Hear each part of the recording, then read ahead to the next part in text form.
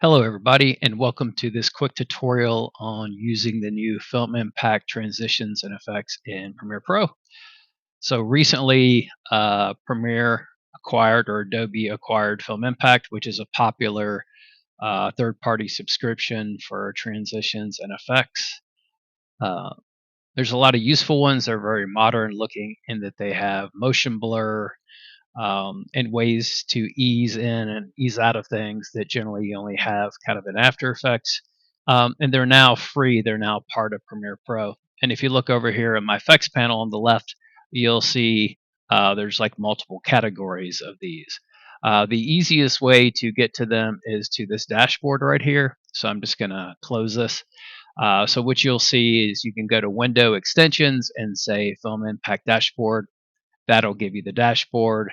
And then what I do is I go to workspaces and I save this as a new workspace. So I have one FI built here. And this is what you're going to see. You're not going to see the favorites by default, so I'm just going to undo these. So you're going to see effects and transitions. And you'll see there's 4 categories of effects here.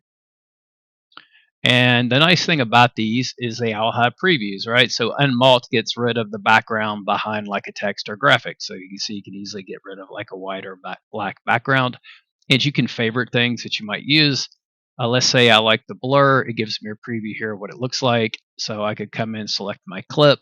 I could favorite it if I liked it. I can click apply. And then, if you go to the effects controls up here on your left, you can see the effect has been applied. And the cool thing with this, you can say surprise me, and it will randomly go through. So you can see here, I've got the playhead over the clip now. You can see when I click surprise me, it gives me different blurs. You could also say start fresh. I'm just going to undo that. I'm going to be hitting the specific ones in here the next month or so. And the one I'm going to kind of focus on today is under Smart Tools as a transition. So for this, I want to move the playhead between the clips. So I'm going to use the up and down arrow to move the playhead to the first frame of this clip here. And then I'm going to highlight these 2 clips. These clips are from mixkit.co, which is where you can get free, royalty-free footage and music and sound effects and templates. So if I go here to Smart Tools, you can see this shows us what this transition will do. So this is really helpful to have this to be able to preview things in here. Again, if you click the favorite and go up here, you'll now see what we have as favorites. I'll go back to Smart Tools. So I'm going to go to the camera and click apply, and you'll see it apply the transition. It's 2 seconds by default. So if I double click on the transition, you can see that. And if I wanted to make this longer, I could do 3+ for 3 seconds. You just have to make sure you have enough media. In this case, you'll see I've got little bars, so I don't have enough handles. So I'll just leave it at 2 seconds. And let's just play it. And there we go. We have our camera transition.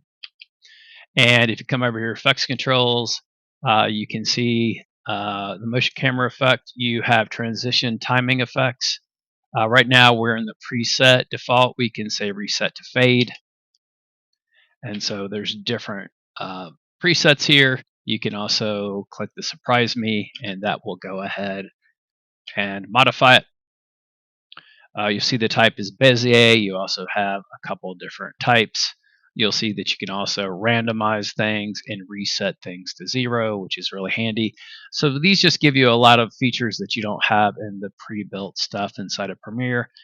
And one of the big pluses is enable motion blur.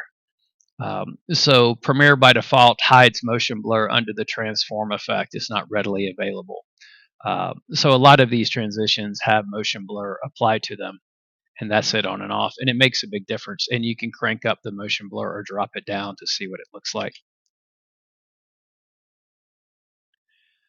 So that's a quick overview of using the new free Film Impact effects and transitions in Premiere.